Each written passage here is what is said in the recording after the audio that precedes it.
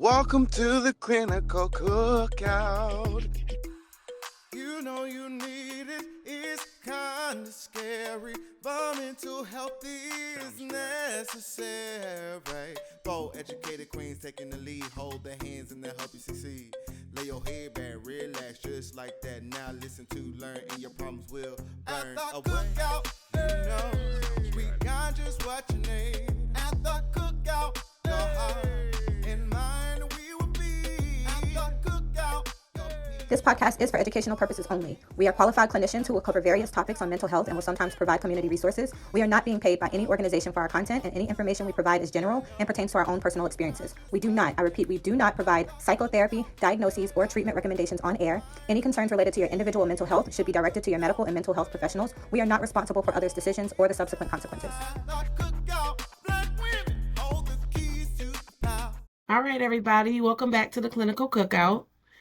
Today, we're going to be discussing domestic violence in light of Domestic Violence Month that is coming up and the domestic violence that happens every single day. So for this hot sauce, we got to make it hot. Our hot sauce is when we talk about trending topics and we relate them to mental health. Let's get it. All right, so let's talk about what do you do when your loved one is in a domestic violence situation? How does it affect you? Personally or professionally? Oh, this the hot sauce, so we might as well, you go for it. Personally. Okay. So I guess personally, I would say 10, 15 years ago, that Keisha would have been fighting too. So if my people fighting, we all fight. Like, you gonna knock my girl out? Well, I'm gonna knock you out. That's just the end of the story. But personal Keisha today, with growth and a few degrees and a nephew, I gotta go. Like, at this point, I'm not sticking around because you want to get your head knocked off. Like, that just ain't gonna be me. And I mean, I think it's, however, I will, let me pivot with this. I do think it's harder or easier said than done. And a lot of times, a lot of people jump to, I'm leaving, I'm gone, or why won't you leave? Why won't you leave that person? But I've been on the other side of it where it's not as easy. It's not as easy as people think it is. It's a complex situation, especially if somebody is with somebody and they have financial power over them, or what, you have kids with this person. So I don't condone domestic violence. But personally for me, I gotta step away if I feel like you don't want to take the necessary steps to separate yourself. But I'm still a support, though. I'm still a support you, just from afar. Personally for me, and I think my mindset on it is very skewed from growing up and seeing not between my parents, but like cousins be in relationships with people and domestic violence be a part of it, and family members literally put themselves at risk to help them get out of that, just for them to then go back or turn around and have issues with the family member. Seeing that has me like, until you are ready to go, I can be your escape plan. I don't mind doing that, but don't come to me till you're ready to go. I'm not involving myself. I will remove myself because I can't see it and not do anything. So I will remove myself. If I know you are in a domestic violence situation, I will give you resources. I will tell you that I'm your escape route, but I will remove myself and we will not have a relationship. I've had friends who was in domestic violence relationships, and when they leave, I'll be so happy. But I get real passionate if I love somebody, so I'll be mad. And if I'm ever there, we gotta jump them. I'm sorry, it's gotta go down. Now, I don't want to walk up into it because I know that they're super dangerous. Like, now, the clinical me knows how dangerous they are now. But I get so dang on passionate, and it makes me mad. Like, it just makes me mad to the point of where I'm like, why are you even with this person? I can't stand this person. But I'm here for you. I'm here for you always. Like, I've had friends where I had to talk out of it. Like, you don't have to go over there, right? Like, you literally don't have to go. But their minds be so messed up To where it's like, no, I have to. It's not as cut and dry as it is for me. For me, it's a one hitter quitter, and I don't like to be hit. Nobody hits me. But everybody don't feel like that. Some people kind of say, "Oh, we were fighting." Like they, like, oh, we was fighting. Like they try to make it seem like it was a mutual thing or we was fighting. If your head got knocked in between the washer and dryer, and I don't care what nobody say, men got physical strength that we don't have sometimes, and it's just a no. It's a no.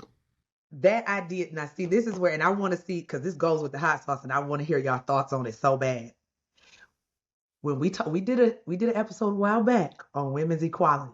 When we talk about women being equal, if that woman put her hands on that man first, yeah, he may have more physical strength, but is he not supposed to hit her back?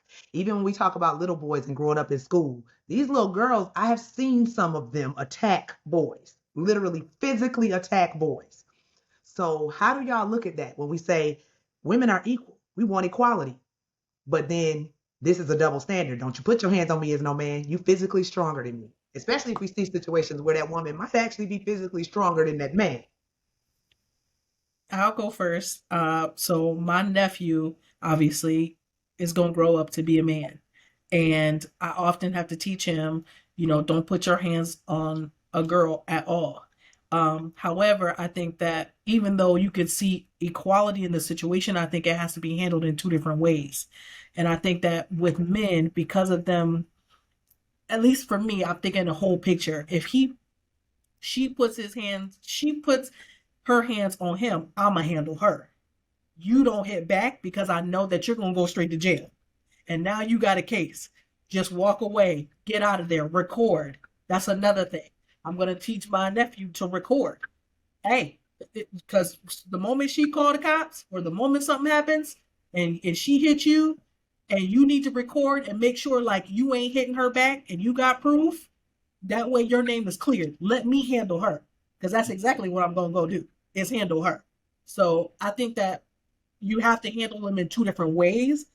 And I think the same repercussions need to happen and the same consequences need to happen if it's a woman on a man. You domestic violence, and I've known women to get domestic violence charges because they did hit me. So absolutely, you need to go to jail too, or complete whatever program that you need to complete. But as for my nephew and as for men, I would ask them to do it in a different way, so that way they can get their names clear and they have an opportunity not to get some charge when obviously in domestic violence situation it's mostly women calling and women, so that's how I would handle it. I I couldn't have said it better, Keish, because a lot of what I was thinking you've already said. Yes. Um, but I think that men are taught that for a reason because they are physically stronger and bigger than women.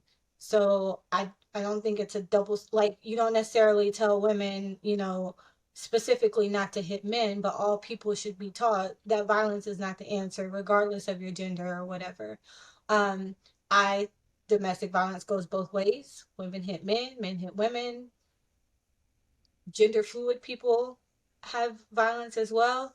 I think everybody should be treated equally in terms of the consequences. As far as what I would do if a friend is in a domestic violence situation, like personally, I really still, because I haven't been in that situation, I still don't understand it. Like clinically, I can see why certain people are more susceptible to being in these relationships and why they don't want to leave or can't leave. But personally, I really can't see it. Like I feel like if a man hits me, like I'm gone. Like I really can't see it. So when it comes to like friend, because I have a cousin who's in a domestic violence situation currently. And I'm always just trying to, like, I don't know, like tell her, like, you need to go. I know that's not the best way to do it, but I'm the one that's like, you need to go. Like, what do you need me to do? Like, you need to come stay with me or something. I mean, I'm far enough away that this person is not going to come find me if, he doesn't have the resources. But I'm the support. I'm gonna be there for you, but I'm still trying to get you to leave, even though I know that doesn't work. That's me as a friend, as a family member. That's just that's how I approach it. And listen, if they come to my house, it's game on because I protect myself and everything up in mine. And you However, in my house now. So like yeah, I now can you do up in my whatever I house. gotta do. They gonna Yep. get a beat down, but it ain't gonna be over here. Now, Mm-hmm. as far as the boys hitting girls, I teach my son, and I'm starting this early on both of them. Don't put your hands on her. If you with a girl and she thinks it's okay to hit you, she ain't for you. And we need to stop keeping these people in these struggle relationships saying, just do this or hit her back. Because you know what? If this girl's putting her hands on you, and I know, because I've been the girl to put their hands on somebody, she's broken. And it's something in her that needs to be fixed. And you don't need to be with somebody that's broken and that need to be fixed. You need to go and find you a whole person with some little flaws that you can handle that don't involve her putting her hands on you. And so for me, I teach him avoid it. And he asked me the question, why can she hit me but I can't hit her? She can't hit you. It's not okay either way. But you're gonna get bigger. You're gonna get stronger. There's women that are taller than men, and that don't mean you bigger or strong. That don't mean you're stronger. It means you're taller. It means you're a little bit bigger, but you can still get floored. So, I didn't see that. I was just giving the other side of the coin because I've also seen some women floor some men too. So I was just giving the other side. And if we talking about boys and girls versus men and women, we talking about school age. First of all, I'm team keep your damn hands to yourself. I don't care what your gender Period. is. Keep your hands to yourself. If you don't want the repercussions of what comes with putting your hands on somebody, keep your hands to yourself. Because you don't know what that girl or that boy might do. You might think you can get off and hit that girl and she might knock your ass out. You might think you can hit that boy and he might knock your ass, so you don't know. So just keep your hands to yourself. That's all. Period. I think because I've experienced a situation with my son where a girl was literally hitting him daily at school. Daily. Daily. He told the teacher. He told the school counselor. He told the principal. He told us daily she was doing this and wouldn't stop. That's why I'm a little skewed. And at that age, I'm like, y'all the same size. You done tried. You done did everything you can do. We done had meetings. We done everything. They haven't removed her from your presence. They haven't taken her out of this classroom. If she put her hands on you again, floor her ass. Period. And that's not how it's going to go for every situation, but we've done everything we could do here, and they won't fix it. He got And sisters. before she hurt my baby, what? He He got got sisters, but though. they're older. Where they at? At that point, he don't in elementary school. They in middle and high school. If a high schooler come to the elementary school trying to whoop a damn elementary school girl, she going to jail. My sister did it. But he about that life. His sisters aren't in the school with him. So at that point, he had to figure it out for himself, and he went all the right routes. But that's school age. When we get out of that, or no, because you start dating in high school. And I knew people in domestic, me and you should knew people in domestic violence situations in high school as teenagers, which says a lot if you that young and you think that that's acceptable. But it's just like, I always think, especially for women that is that young or however old, where are the men in your family? Who protects you? Forget the women that's willing to step up and be your escape route. Who protects you? Because if I told one of my uncles a dude put his hands on me, that's in game. Even if I don't typically want when you it, get it's gonna happen to him. typically when you get dudes that beat up women like that, and they don't only have to be dudes, but typically if you get a man that's beating on women, they don't usually fight men like that. So usually if a man in your family gets involved, and then now you need bigger weapons, now they need bigger guns because their ego is involved too. And that's why a lot of men don't like to get involved, because now, my son is in your mess, and then you're gonna bring Roscoe right back to the barbecue. So that's probably why some men don't get involved. But Now, we that's a we different way to look at it. we What are do. different reasons why people get involved in domestic violence relationships or intimate partner violence, however you want to say it. So many different reasons for the person that's the perpetrator, and then for the person who is the victim of all of it. So we did do an episode a while back on domestic violence. So for today, our main dish is going to be a semi-flashback of that episode where we had someone on whose expertise is specifically in intimate partner violence. At the cookout, we got just what you need. At the cookout, your heart and mind we will be. So our main guest, our special guest today is a friend of Ashley. So we'll go ahead and let her introduce her friend. All right, y'all. So this is a good friend of mine and also a fellow colleague because she is a professional in the mental health field. She specializes in domestic violence. She has worked with both victims and perpetrators. So she knows both ends and she's going to give us some amazing information and we're going to be able to ask her some questions. So let me just bring her on, let her introduce herself better than I can. Hello, everybody. Ooh. I am a friend of Ashley's as well as her sorority sister. I have been a licensed clinical social worker, I have my master's in clinical psychology and social work. Okay, give us the double. Yes. Um, I am a certified clinical trauma professional as well as a certified domestic violence counselor. And I have seen domestic violence across pretty much every population I've ever worked with, whether it was children impacted by domestic violence, offenders in prison due to domestic violence, victims of domestic violence in inpatient or outpatient drug treatment facilities, geriatrics, you name it, I've seen it. And as the ladies were talking during their hot sauce session, they were making a lot of great points. When we sit around and we talk about the Black struggle of narrative, and we talk about Meg protecting Tory, that could have been Megan Pete just hanging on, just the student at Texas A&M, Texas Southern. Without her actually ever being a celebrity, her story could very much look like any victim of domestic violence. Current statistics right now says 1 in 4 women will be abused. As of 2021, 1 in 8 men are also victims of abuse. Yes. So this is no longer gender specific. The numbers for the LGBTI community is a little bit difficult to capture just because it is less reported. And when we talk about the protection factor, we're also dealing with something that racial trauma is a huge part of women, especially women of color, being able to reach out to law enforcement and get themselves involved in the criminal justice aspect of being a domestic violence victim, right? A Black woman is killed every 4.5 hours by a partner. Once again, every 4.5 hours, a Black woman will lose her life to her intimate partner or domestic violence or domestic violence.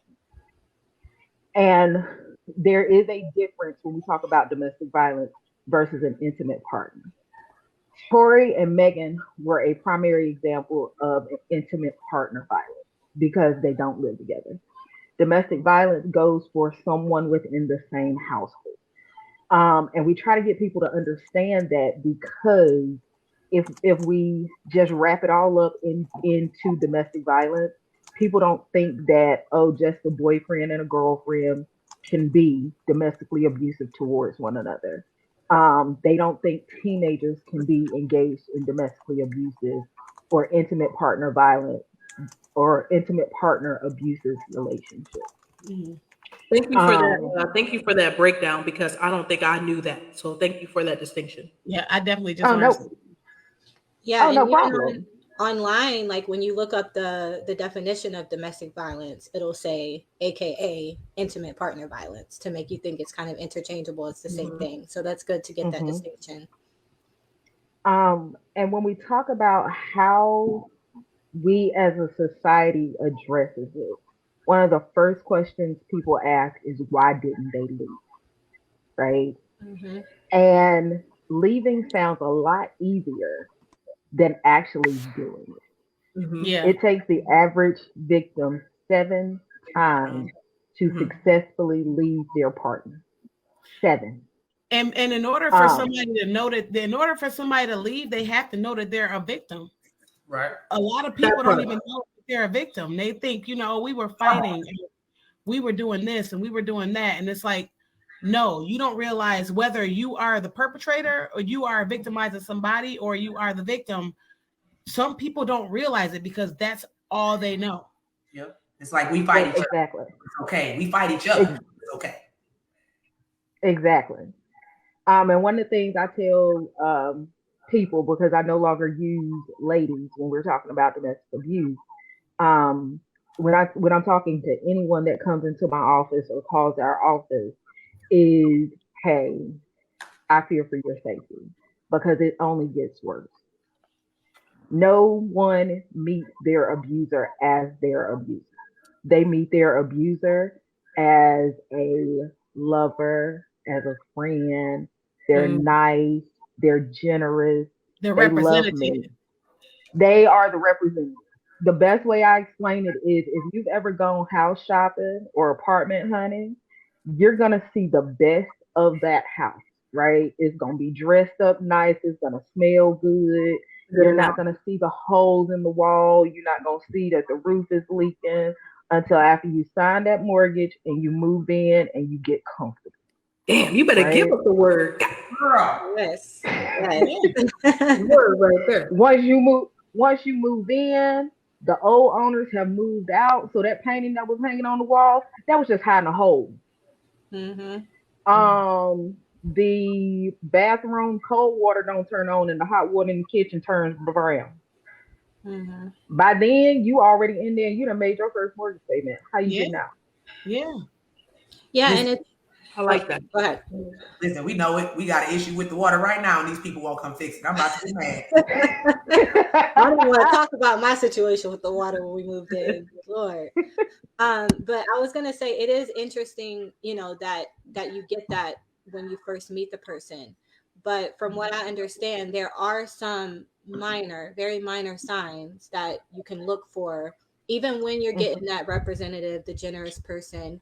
Sometimes you get like that. I think the term is love bombing or something like that, where they're just like overly generous. They're like, if you do this for me, I'm going to give you all of these things, and I love you. I'm giving you flowers every day, so you stay at home and you don't go anywhere. You know what I mean? So like those small hints of trying to control or give you too much, and then threatening to take that away later on. So that's like one sign that I know of. But what are some of the other like minor signs that you could look for, or that would kind of pique your interest? Like, oh, the biggest. Oh, okay. I thought you was asking me. I was asking everybody. Oh, okay. So one of the things I do a curriculum called DB101 with my agency. It's a 6-week program where we teach people the signs of a domestically abusive relationship, right? And we have 20 personality traits or 20 traits to recognize an abuser, right? And people don't think of these things when they're looking at somebody's representative. Because how many of us with our significant others would look at them when they say, hey, call me when you get home, and think it's odd? We think they're just being concerned, they're just being nice, right? But most people don't look at when he say call me at 5:00 and you call him at 5:01, he is ranting and raving and is almost a screaming lunatic. The controlling factor. That's what I was gonna say. That's going to be one of those first little peek throughs, right? The jealousy, the blaming you for his feelings or her feelings, the blaming you for everything that goes wrong. The over concern for what you're doing.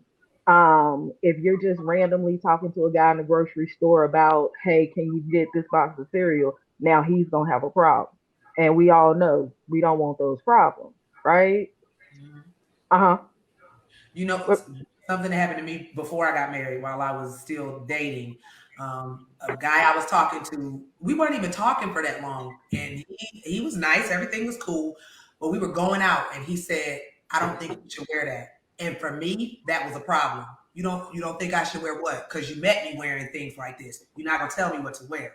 So for me, that was like, oh, this probably ain't gonna work. And it wasn't even that I thought he would ever put his hands on me. I was just like, you don't think I should wear this? That's not your decision. Yeah. It was giving you controlling vibes. Yeah. Sometimes your spidey senses tingle. Like when I see control, immediately it's a turnoff for me because I'm just like, I've been raised. I'm a whole adult. And you was raised. So if you were raised to be the way you are, I'm raised to be the way I am. I don't need you to now reparent me. I was in a situation where where I was talking to some guy and he wanted to know, well, where were you at? He wanted to be on the phone with me all day. You don't want me to go out. You don't want me to see my friends. That was a no for me because I was just like, first of all, I'm free as a bird. Like I have a very free spirit and I don't like to be told what to do. And then that's mostly by anybody, let alone by somebody I got to wake up next to. And that's one of like the signs. It's like a signs of control and they're subtle. Don't wear this. Don't talk to this person. You know what I mean? I've seen relationships where my friends were not allowed to talk to me. But you know what I mean? Because when you see somebody who has that very free spirit friend, then you're like, nah, that's going to be a bad influence on this person that I'm with. You don't need to be around her. And that's a big sign. Man, and even sometimes, sorry. That's that isolation factor. Because I guarantee to those friends, significant others, you magically became a bitch, a hoe, everything under the sun. Yeah. Without these people having probably met you maybe once. You literally became everything but a child of God there. Yep. Yeah. I was also gonna say, like, thinking about the victim, like you get a lot of questions of like how did you not know? How did you not see the signs? How did you get into this? And a lot of times those subtle signs can be misinterpreted as this person caring. So if you think about someone who's grown up in a family where they didn't feel like they were cared about, they didn't feel loved, they didn't get that sense of security and that affirmation, and then you get someone that's like, oh, I care about what you wear. Like, I don't want other people to have you. You misinterpret that as like, you care about me, you love me, like, damn, this is great, I want to keep this, right? Not recognizing what's going to come later on when you decide you're not, like, you don't want to listen to that anymore. So I call that the cup, right? Have y'all ever gotten a cup from like McDonald's and you can't figure out why it's leaking? Those are human beings. We all have those little holes, right? Whether it's we don't feel pretty, we don't feel smart, we don't feel loved, it's something, right? And that liquid is coming out. That abuser is a predator. So they're coming in trying to find all of those little holes that's at your foundation because they're going to come in and fill them. So if you don't feel pretty, hey, you're about to be the most beautiful thing on this earth. Like, you're going to be the most beautiful thing in this world. You don't feel smart. Oh, you're the smartest woman I've ever dealt with. You don't feel loved. Oh, I love you. You don't have you don't have a strong family. Oh, I can be your everything. You don't have strong friendships. Oh, I can be your all. And so that's how they get in. It's very nefarious and it's very slow. Very rarely do abusers come straight out of pocket and knock your head between the washer and dryer. Very rarely. They might typically come in, everything is good, they're quiet. Hi, welcome to Therapy with Nikki, y'all. This is legit how I talk in sessions. We wasn't ready, and that is one of my favorite sayings, but I just wasn't ready. This is legit how I talk in sessions. Very rarely will we knock your head between the washer and the dryer off top. Like, I'm thinking about the washer and dryer. Sorry, keep going. I tried so hard. I'm sorry. We some goofballs if you didn't see that. We some no, but y'all are getting who I am as a professional. Like, this is what my clients get. It's a lot less cussing, but this is generally who it is, right? Yeah. So they're not gonna they ain't gonna two-piece you out the gate. They're gonna nicely walk you into that. By the time they hit you, they have already methodically broken you down to accept that first hit. Because they've already broken something, they've already put their hand through the wall with your head next to it. They've already told you how worthless you are. They already told you that no person's gonna want you. You can only be loved by them. And so by the time you get hit, they already made you think you deserved it. That you think you did something to make them hit you. Is this why they have the honeymoon stage? Because people tend to, or victims tend to think back to how things used to be, and when they're, when they get into fights or it gets physical, then that person cycles back around to being the loving, caring person that they knew in the beginning. So that is actually part of the cycle of abuse. Okay. And the cycle of abuse looks like this. You're in a honeymoon stage, everything is good, everything is nice, everything is calm. And then you build up, and then you have this explosion, and then we go back into that honeymoon phase. Baby, I'm sorry, I'll never do it again. I didn't mean to do it. If you hadn't done it, that's where that nefarious conditioning, psychological abuse comes in. If you hadn't done that, I wanna hit you, or I wanna cuss at you, or I wanna did XYZ. And then we go back into that honeymoon phase, gifts, flowers, apologies, promises of change, and then we start all over. And as abuse escalates and becomes more frequent, the honeymoon phases get shorter, the explosives get bigger, and the calm starts becoming non-existent. Okay. Yep. I was looking at a comment we had that said, what was it? Abusers tend to speak openly about their last victim in order to make themselves out to be faultless. They do, and that's a part of the blame. That's actually, and I mean, a lot of abusers have some very narcissistic traits to where they might, nothing was their fault, or everything is about them. They want you to kind of make your life about them. And then, what is it? Miss Neek said, "Oh, my teenage years."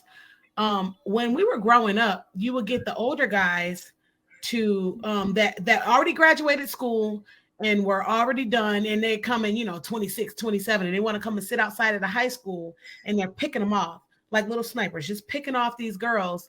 And all it takes is for you to find the one that's like, oh, she's nice looking. I know her situation, because a lot of people know everybody in our town anyway. And now you find the most insecure person, and then you're an older guy. And the next thing you know, you're oppressing somebody, because they're easy to oppress. And so one of the things I always teach my clients is why. There's always a why. Why does that 29-year-old want 18-year-old you? Why? Because you really should be on the same intellectual level as your partner, the same emotional maturity level as your partner, but a 29-year-old with a 18-year-old girl that, now you find out that the girl is interested because she's been abused all her life, or her parents told her that she was worthless. But then now you got this well-versed guy, he's got a car, because, at 18, we like, oh, he got a car. He's got a car, he got a little bit of money, and you're smitten, but you're being manipulated by somebody older. And that's not to say all older men do that, but that's how some of that happens. No, you know what? Recently on social media, and I can't remember who it was, but it was on another podcast, but it kind of blew up for a minute. This man, this 30-something-year-old man actually said, I prefer dating women who are 19 and 20 because they're more. I've seen that podcast. They're more moldable. I'm like, do you hear yourself, sir? What? You are 30-something. Why would you ever want to be with a 19-year-old? Even though they're legal, and that always bothers me. Legal, but still don't make it right in my mind, because why do you want this young girl? And he basically admitted it. They're moldable. They're not going to give me as much pushback. They're easier to deal with because you can manipulate them. That just say what it is. You can manipulate her. And manipulation is something that very few people talk about when we're talking about IPV or DV. Where, like you said, they will curate the story they want you to know. Oh, she was crazy. She said I hit her. No, that was after she hit me. That is so common, because am I really gonna walk up to a monster and love him? No. I ain't about to walk into the lion's den wearing Lady Gaga's knee dress. What kind of stupidity am I? So you have to make me believe what you want me to believe so that I can easily succumb to what you're about to put me through. And one of the other character traits that we talk about when we're talking about the abusive personality is their ability to hide. They hide within plain sight because most people are gonna think that, oh, the thug is gonna be the abuser. No, it might be your pastor. Say that. Ding, ding, ding, ding, ding, ding, ding. Say that. We hear the conversations of the Pookies and the Ray Rays on social media. It ain't the Pookies and the Ray Rays that scare me. It's your frat brothers, your homeboy that you graduated from college with. It's your pastor. It's your lawyer. It's your doctor. Come on, It's your, son. it's your teacher. Okay. Because we expect the bad boys to be bad. We don't expect the good men to be bad. Yeah. When we talk about them being able to hide in plain sight, one of the best examples I use is one of the most prolific serial killers of now the 21st century was a deacon and a Boy Scout and a history teacher. So nobody was thinking that he was out here part-time killing because he was literally everything that we are taught to look for in a mate, in a good person, right? So you're always gonna hear, oh, he would never do that. No, he's not gonna do that because he ain't hitting his coworkers. He's knocking you out there. You know what? Lim Johnson just said yes, because the one thing that people overlook is the smoothness of abusers. Now, I want to talk about the smoothness. And this is not to say everybody's smooth or they got some swag as a narcissist. So don't come for me, y'all. But the narcissistic personality disorder, some of the things that narcissist has is they want to be admired. Everything is about them. They are inconsiderate. They don't understand or care about your feelings. But guess what they can do? They can pretend like they care about your feelings. They are the F boys, you know what I mean? Like, I care about your feelings. I care about everything you have going on. But deep down, you could be talking to this person and they could be looking at you. They have mastered a mask to where they look like, you know what? I'm listening. I got you. You know what I mean? They say all the right things. And my supervisor always says, if you like this person, but you think that they're dangerous, those are the ones that really are dangerous because sociopaths are very likable.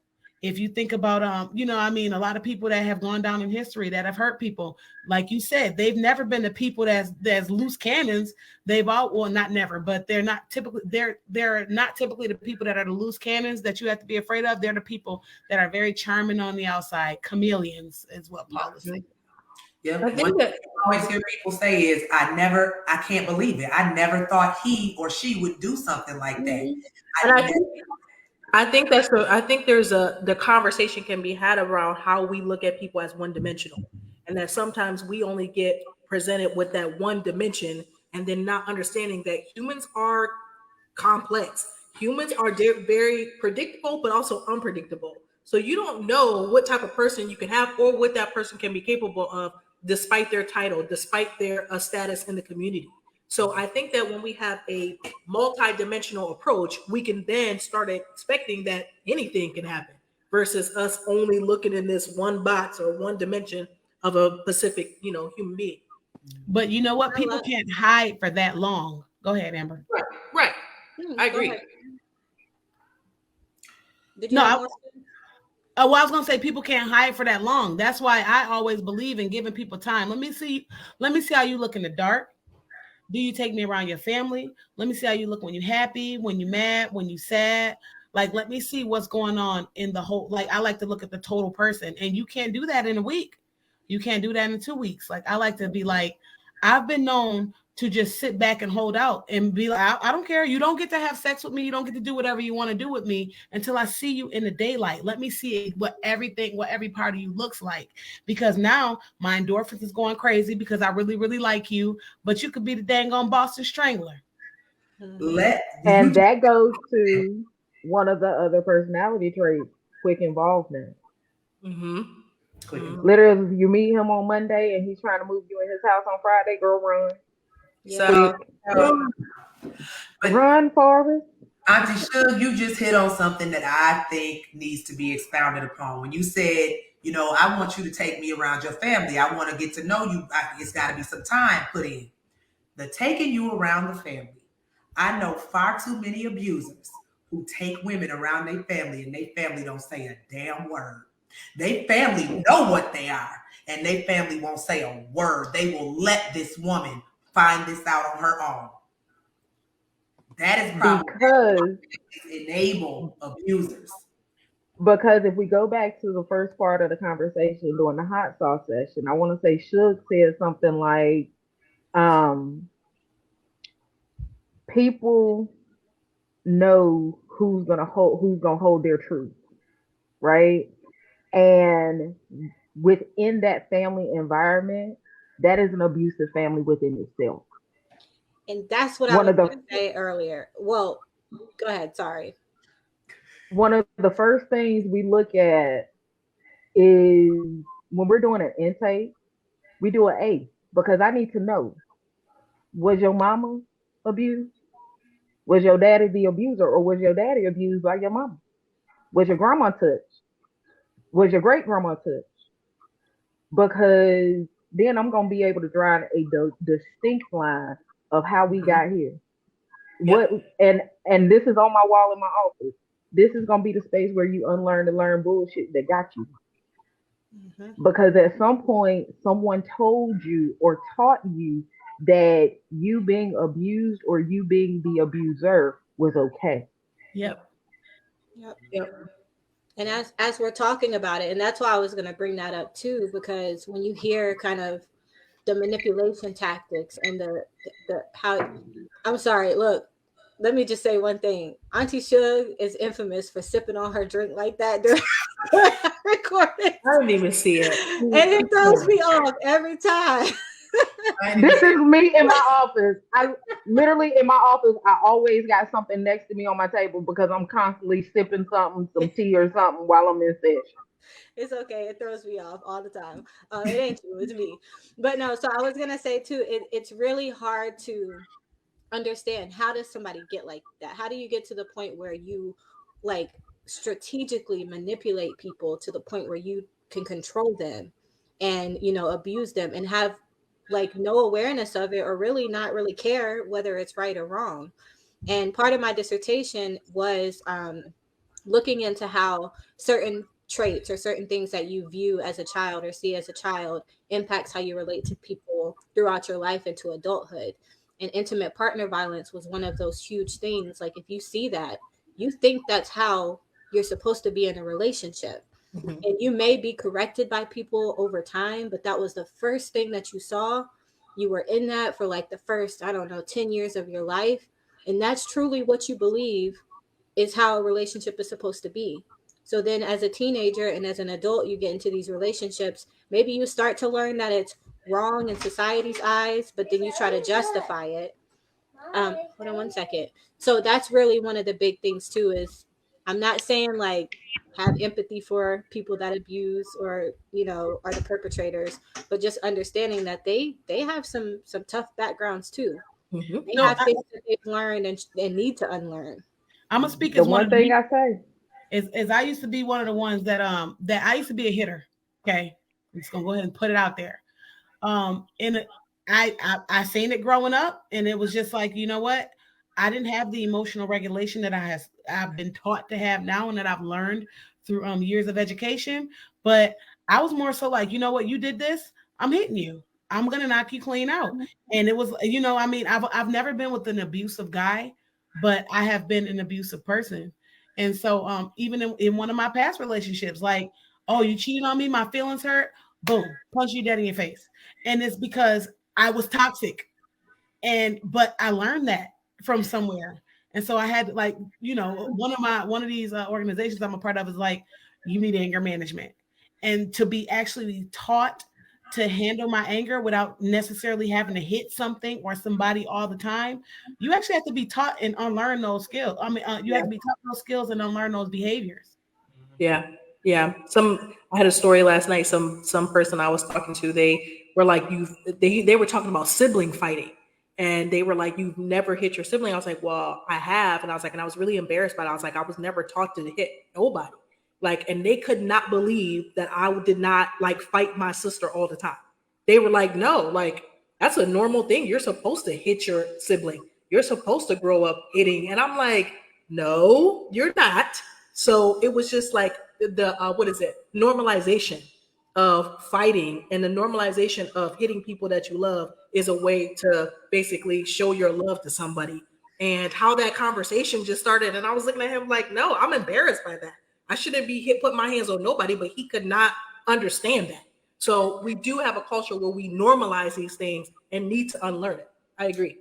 And it's a whole nother topic for another day, but our children learn that first. I don't care where you stand on the spanking line, but when you tell your child, I'm spanking you because I love you and I'm trying to discipline you, you don't know which one of those children are going to take that in as the person who loved me can hit me.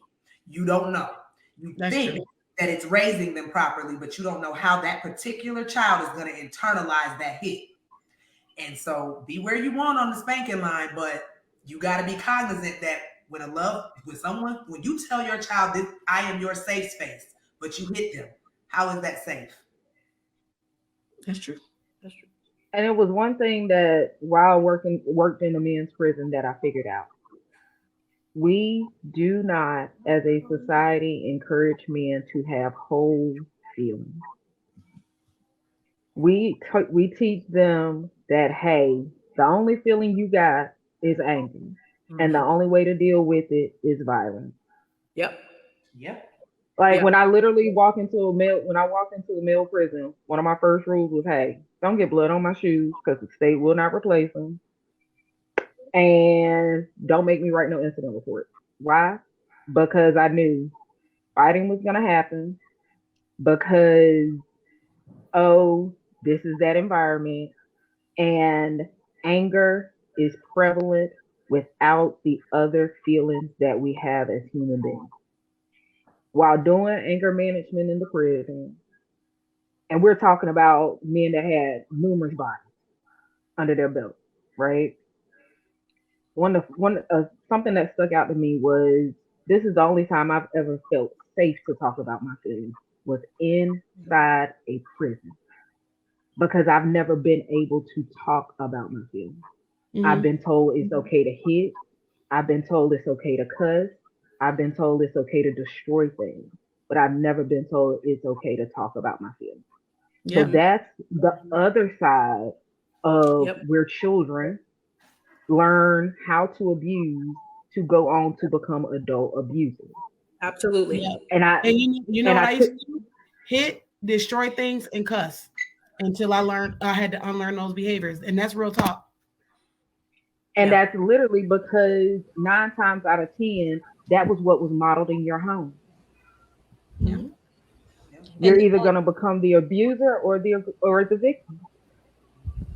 And there's a comment here too that speaks to that. And I hate to see this happen, but Miss Neek says, even when little boys hit little girls, adults say, oh, he just likes her. I was going to touch on that. Yep. So that's teaching the little girl, like, it's okay for him to hit you because he likes you. Right. And it's teaching the boy, like, it's okay to hit her if you like her. Please stop telling your kids that. Please. Big time. Okay. So what I do with my kids, like, boys pick on girls or girls pick on boys. I don't teach them that. I'll say, like, that's probably what people gonna tell you is that he like you, and it might be because they like you because they don't have another way to express that emotion. But that's not who you want to like you. Somebody that's gonna hit you because they like you. So like I try to teach them all the ways that they're gonna hear it. Because I would have heard it like that. He's hitting you because he likes you as a young kid. Or, she's hitting you because she likes you, or she's picking on you because she likes you. And it's like, okay, later on, they're like, well, no, he did like me back then. He might have, but he clearly doesn't know how to regulate his emotions. If I like you, mean your head got to hit the washer and the dryer. That was funny. Well, I mean, we've covered a lot. And I'm pretty sure there's so much more to this topic that we can't even cover in one episode. What did you? I'm sorry, Amber. Before you say that, and there is more than just physical abuse, and that's one thing that we did not take on. No, we didn't talk about the physical, the financial, the sexual, the spiritual. It's multiple aspects of domestic violence that I hate that I didn't get a chance to cover. But hey, we all know how when we deep dive into these topics, things happen, and there's no way. Let's give it like 10 minutes. Part 2. Can we just go through some of those like very briefly for like 10 minutes just to kind of, because I feel like it's really important for this episode to give it context and what we've already talked about. Yeah, and I did not want it to be underdeveloped. Just you know. Can we just let's give it like 10 minutes. Go ahead. Go for it. So when we talk about domestic abuse or intimate partner abuse, right? We're talking about physical, which is not just them hitting you as your person, but them destroying your property, them destroying things of sentimental value, withholding medication. I just had one today where her partner was canceling her doctor's appointment, was canceling her chemo, things of that nature. When we talk about financial abuse, they want you dead, bitch. They want your ass dead. That's attempted murder. Why are you taking my medicine? Like Jesus. Attempted murder. Attempted murder. So when we talk about things like financial abuse, you may be the person that's going to work, but you can't have your own money. It may be I've had one where he was driving her car, and every time he drove her car, something would go wrong. He would leave it on empty when he brought it back home. He would flatten her tires, so she had to go out and purchase new tires. So it's not as outright all the time as taking the money or withholding money or not allowing you access to financial information. And there's also like my tires if you drive in the car. Like, sir, how you gonna get where you going if I don't change the tires now? Because he had a car. He had a car. Oh, he had a car. He had a car. Oh, he had a car. But he would do things like, hey, I let my son, her stepson, drive my car, so can I drive yours? And that would, when he would magically run over like nails, or you're like, dude, did you run through like a construction zone? Yeah. Like every time. And then you get the situations where like women are, and not even only women, because like I said, that there are some men. Like I knew a man, and he was my friend, and he was actually being abused by his wife, and for a long time. And the minute he snapped back, after years of being hit and punched and everything, he was in trouble. He was in trouble. And that's why people don't always just be like, I believe him, because no, there's always two sides and there's always a why. So we call that reactionary abuse, because what it looks like to other people, let's go back to something I said, they curate the story. What it looks like to other people is that they are abusing men, right? That's a part of psychological abuse. Psychological abuse, most people think psychological abuse is just name calling and putting denigration and all of that good stuff. No, it's things like reactionary abuse, where, oh, I'm gonna provoke you, and then I'm gonna pull out my cell phone to show people what you're doing to me. But you didn't see what I was doing to you. They didn't see that part of the video because I didn't show that. Yeah. And then we have putting somebody down. I was just going to define denigration as putting another person down, making them feel bad about themselves, talking down to somebody. And public humiliation is a big one. Gaslighting falls under that psychological abuse, because everybody like to use the term gaslighting these days. I hate that word. But if used correctly, it falls under psychological abuse. Absolutely. And then we have sexual abuse. Sexual abuse is exactly what it is. It is forcing you into a sexual space after abuse has occurred. So I'm going to denigrate you, and then I'm going to force you to have sex with me. I'm going to violate your sexual boundary of, hey, I don't wake me up to have sex, but I'm gonna wake up to find you inside. Or I'm going, yeah, it gets that deep.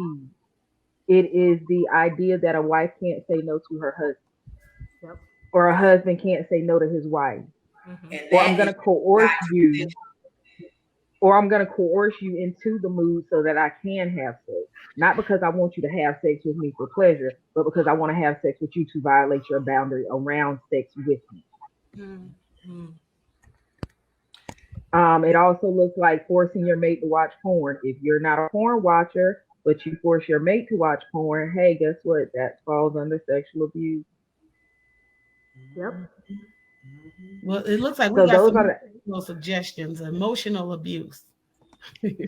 reproductive abuse. Ooh. the Reproductive. reproductive abuse. Reproductive abuse looks like, hey, I'm gonna get you pregnant. I'm gonna flush your birth control down the toilet in order to get you pregnant.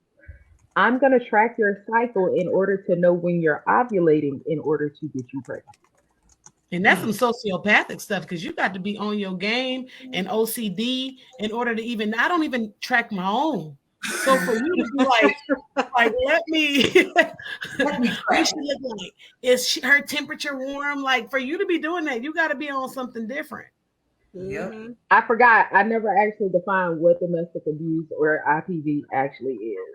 It is the gaining and maintaining of power and control. Simple as that. Simple. The gaining and maintaining of power and control. And my definition here says intimate partner because I typed this before you gave the distinction. Yep. But let's say it's not always that. You can wrap it up all in one. It's the same definition, Okay. just the population difference. Mm-hmm. Any other types of abuse that we missed? Spiritual abuse. This Spiritual. is when they utilize a spiritual practice to abuse you and to keep you in the abusive environment. Mm-hmm. When they So tell what you that looks like is divorce is a sin, you can't leave your abusive husband. Just pray for him. Uh-huh. mm-hmm, mm-hmm. I'm Christina because we going to jail together, sis. Snap. Together. He said, I'm going to jail with you, boo. I'm We're going going to to jail. jail together. Yes. We are. Christina said I'll be on an episode of Snap. That. Mm-hmm. Looking crazy. But you know what? Just get my bail money. That's all I'm asking. No, because you know what? People don't have also as friends who hold them accountable and friends who check on them. And people like to retreat and get angry with you when you ask, like, y'all over there fighting? Is he hitting you? Is she hitting you? Or when you actually say, you know what, that's domestic violence, the victim will get pissed off. Look at the way Same. Krishan stood in front of Blueface. Her father hit him. She's standing in front of Blueface. Like the whole family, you know what I mean? Like it was she was protecting him. That's what she personified what people do mentally. So if you say, you know what, that's domestic abuse, you probably shouldn't be doing that. If y'all slapping, punching, kicking, and hitting each other, that's intimate partner violence. That's not a healthy relationship. And people will fight you to the death about it. They'll get mad about it. And they may even isolate themselves from you, which is a punishment for you. Because if you love that person, then you don't want to be away from them because you're calling them on a toxic relationship that's not healthy for them. It's that Same. normalization. It's that normalization of these behaviors and what we find to be something that traditionally should go on. It's like this is supposed to happen. Like this is the normal. So yeah. You know, a big question that I also get, just from people in general when it comes to domestic violence, the abuser. Can an abuser ever change? Can they ever really change and no longer be an abuser? They absolutely can, but it involves some very deep and involved long-term therapy. Because just like a victim has to unlearn how they got here, so does the abuser. Yep. I can't conduct right now. I can't do abuser treatment, obviously, because I work directly with victims and survivors. But my agency does provide abuser treatment, and that is a 28-week program to start off, just out of the gate, 28 weeks. And we're talking weekly meetings, 28 weeks, hour to an hour and a half. And I don't believe in the total full body change. I believe that you can change to where you stop hitting that person or you stop being an abuser mentally. But I also think that that it's you learn to adapt and not function that way. So even like it's like an addict. If I you was just know, going to ask that. Like, did you think it was Yep. more of like an addiction? yeah, it's like an addict to whereas I'm not one day and for my whole life this It's abusive Joe, and now I'm not. Now I don't do that anymore. I got to keep on fighting the urge to knock you out, or keep on fighting the right. urge to try to oppress you because it's embedded in me. Mm-hmm. It's your foundation. Yep. Mhm. Yep. It's your foundation Mm-hmm. because, and I've worked in addiction. A lot of times you can trace addiction back to something that they saw. So I've always seen my mom drink wine after dinner, or I've always saw my dad drink a six pack while watching football on Monday. So that's what I thought I should be doing in order to cope. Abuse is kind of the same way. This is how I've learned how to express my emotions. So I have to be able to know how to check them. Mm-hmm. Mm-hmm. So what is a good takeaway? Amber, can we foil it? Because I know you probably chomping at the bit. No, I was actually gonna you made me forget what I was gonna say, but I was gonna make a comment on what y'all were talking about. But yes, we could go ahead and transition into the oh, that's what I was gonna say. I was gonna say in terms of change, yes, so like yes, it's your foundation is something that you saw and you believe should happen, but then the more that you engage in a certain behavior, the more it becomes part of your personality. So when we're looking at personality disorders, yeah, we're looking if this has been a problem for all of your life or most of your life or for a long time, but it's mostly behaviors. Have you been doing this consistently for, I don't know, over 10 years or so? It Right. starts to become a part of your personality. And once it gets to that point, it's really hard to reverse it or just kind of like push it out because it's like a part of who you are and how you. But let me go ahead and transition us to the foil. So our foil is just a quick like ending to talk about maybe treatment options or any suggestions or advice that we have for victims and or perpetrators of abuse. So let's go ahead and transition into that.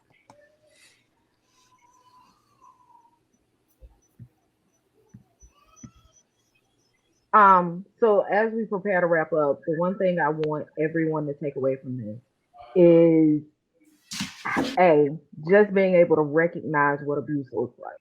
It's gonna be that friend that magically starts isolating themselves because their boyfriend or their girlfriend or their husband or their wife no longer wants them around. Um, don't ask why don't they leave because it's it's a vast reason of I don't have the resources. Where am I gonna stay? Because I can't stay with my mama for another year because she was also abusive to me as well. Um, Abuse is not something that just magically happens overnight, and to get out is gonna be just as hard as it was to get in. Mm. And I can't stay with you because that's the first thing. Can I stay with you? Everybody be like, it's seven Because I people that love want. when people ask that, and I go, "Can they stay with you?" Because we do have a safe house here at my agency, and we just moved one of our survivors out that had been in that safe house for exactly 12 months. Wow. Most people ain't gonna let you stay at their house 12 months, more or less. Yeah. They ain't gonna let you stay there 12 days, much less 12 months. Mm-hmm. Mm-mm. Mm-mm. Yeah. Um, Safety What? planning. Okay. Safety planning. Thank you, planning. When we talk about safety planning is done. You become an award-winning actor or actress. Nothing changes, but you start moving very low key, much like the gentle lasagna. You be very Yes. quiet. You Yep. Mm-hmm. quiet. You don't have You to ain't making announce no what you're sudden gonna do. moves. Mm-mm. Mm-hmm. Make no sudden moves. You kind of treat it like the Lions did. You make no sudden moves and you back out slow. Keep everything normal, Um, backing out slow. um, for people who want to help abuse victims, it can be something as simple as a phone card. Um, Allowing them to keep a flash drive of important documents at your house that they can easily access. Um, I've Buying a done that burner before. phone for them is. buying a burner phone, um, just allowing your house, not for them to move in because he or she might come to your house looking for them, but hey, I got your house key, I got your safety bag, it's here when you need it. Okay. Yeah. Thank you. One takeaway that I was gonna have was like one thing you said was like no sudden movements, but can you talk a little bit about shelters? Because I know that there are domestic violence shelters, or there are, and some of them are really private to where people can't find out. Like how do, and I mean this might be putting it out there, but how do people go about finding those resources? So what they do is you have come reach out to to the local DV agency. And I know here in North Carolina we have a very good domestic violence rescue system where if our safe house doesn't have space, we are get them a hotel room for 7 days until we can get them to the next closest. Or we might do an immediate, hey, we got somebody with 3 kids that needs to come to your shelter right now. We're arranging transportation, and they'll be there as soon as possible. Most DV agencies that have a shelter attached to them will do something like you can walk into the police station and go, "I'm a domestic violence victim. I need shelter," and the police will take it from there. As far as getting you to the agency and getting you to the shelter, I know for our clients or anyone that needs shelter, all they literally have to do is call the police and go, "I want to leave. This is where I am." They'll come pick them up and take them directly to our safe house. And And our safe house, I tell people, you don't ever know that it's there. So my intern, currently, I have an intern. She had DoorDash to our safe house approximately 2 weeks before she started interning at our agency. When I took her to the safe house, she's like, "Oh my God, I didn't even know this existed. I just thought it was office building." Mm. When I one thing I do want to say, and this is just my takeaway before we go, is the abuse of the police, like calling the police and then, oh, psych, never mind, it's not happening. Calling the police, but you really want to stay. That's what's confusing for even police officers. In human nature, people start to not believe the boy or the girl who cried wolf, and they might treat your situation different. So when you're ready, actually standing 10 toes down on that and being ready. And I know sometimes it takes 7 times to leave, but even documentation, like when you go to the police station, if you've been raped, have a rape kit. If you've been hit, get some pictures taken. That way, if you do end up on an episode of Snap, there's at least a big long paper trail that this person has been abusing me. I think my takeaway is actually for all the people in both either the victim or the abuser's life. We have got to stop being quiet about things. You can't keep being the family or the friend that just, oh, it ain't my business. Oh, I'm gonna stay quiet. That's very enabling. That does not help anyone. That perpetuates and continues the cycle. So you can't say that you want better for our community, because I hear so many people, the Black community don't stick together. We don't do this, we don't do that. Well, if you one of those people that don't speak up or don't speak out or don't stand 10 toes down and try to change this dynamic by not enabling, you really sound hypocritical. You gotta change. We gotta change that. Yep. My takeaway, because I know Amber's probably gonna hit on the children, so I ain't even gonna go that route. My takeaway is to not glamorize some of these celebrity relationships, and to understand that abusers come in all shapes or forms. I think a lot of times we often think, again, like our guest had said, our pastors, our teachers, our lawyers, our doctors can't be abusers because of their status or their title. That is not true. Anybody can become abuser at any moment of time. It just takes the right situation. So I would say my takeaway is to just be understanding that humans are more than one dimensional, and you never know somebody's story. You never know how somebody has grown up. And so I think it's just best for us to just keep an open mind when we meet new people or getting into new relationships. And also just don't go by somebody's title. Because obviously Shug has shared her story. Shug's a whole doctor. We're all doctors. but we all have stories as well, and we all come from someplace. So I encourage everybody to just keep an open mind. Speak my doctorhood into existence, Auntie Keish. Because Amen. Amen, Auntie Keish. Because I'm on track. Because we are live, so I'm not, but speak that into existence. Yeah, and we're not social work. All of us are professionals. I should have said professional. Don't do it. Don't do it. You don't want that smoke. I mean, yeah, really, don't do it. Amber, you're not helping me because I'm headed on that same track. Oh my God. You can do anything you put your mind to, but if you don't have to do it, don't do it. Yeah. Oh, and but I know you can. I know Auntie Amber going to go and probably talk about the kids, but when you mentioned titles, that got brought up a lot, people's titles are not personality traits. They are titles.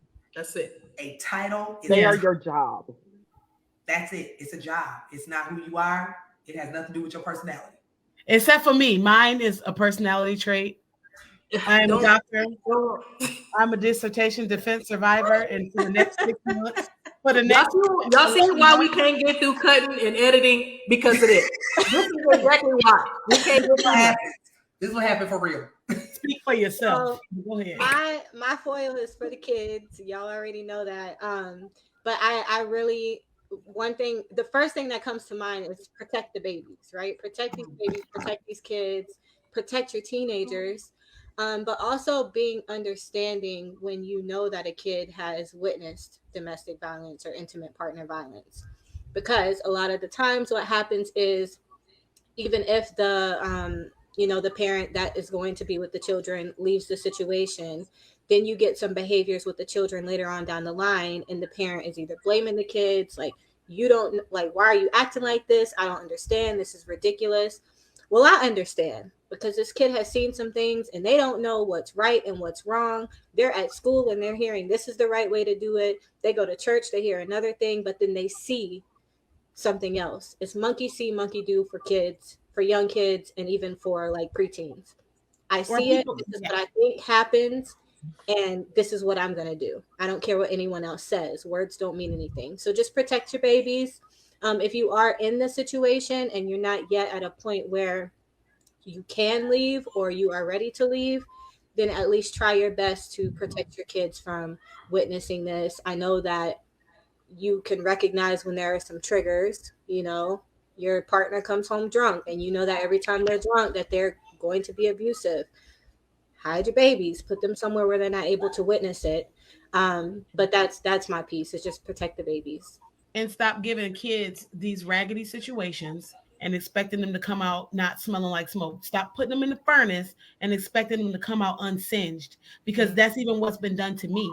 Is, I'm looking at it, I'm put in here, but you better act right throughout their teenage years. You better not act sexually promiscuous. You better not engage into in an intimate partner violent relationship. But that's all I seen. Oh, you didn't see that, or I did that because of this. And justification is just, it hurts the kids too. Yes. Oh my gosh. I seen something in social media recently. I'm sorry. I saw something. Y'all gotta bring me back for a second. Yeah. But y'all know Lil Scrappy? And he was trying to talk to his mom about like what he witnessed as a child, and all the things that they've been through. And like her face was completely like no emotional response. She was saying words, but it didn't really mean anything, and trying to justify it. And I'm like, no, like your child saw these things and went through these things. They're telling you that even if you have a justification, even if you believe there's a reason why this happened, you still validate their feel. Like, I understand what happened. Like, what can we do to move forward here? Or what can we do? You know what I mean? Like, it's just, and I've worked with parents like that too. Listen, just keep in mind, y'all, in a lot of these situations, if not all of them, a justification is just an excuse. That's it. It's an excuse, because yes, it might sound plausible, but in Little Scrappy's situation, something his mom said during that argument was, well, my parents did. You don't know what I went through. It's not my fault what you went through. It's not my fault that you didn't choose to do the work for yourself to be better for me. I shouldn't have to feel pain because you didn't know how to deal with your pain. It's rationalized, but they rationalize it. And I call those, I said this to my addicts, rational lies. Literally, rational lies. You rationalize it. That's it. And But I'm done. intergenerational trauma. And that's another episode we said we're gonna do later on. But that's straight up what it is. Your parents parented you a certain way. You think that's how it is. You parent your kids that way, and it just keeps going. But we gotta stop it. And that's what we're working on here at the Clinical Cookout, y'all. Our next episode is going to be premiering on Wednesday. What's the date? Yes, changed from first season because we did a poll and it seems like everybody would prefer Wednesday.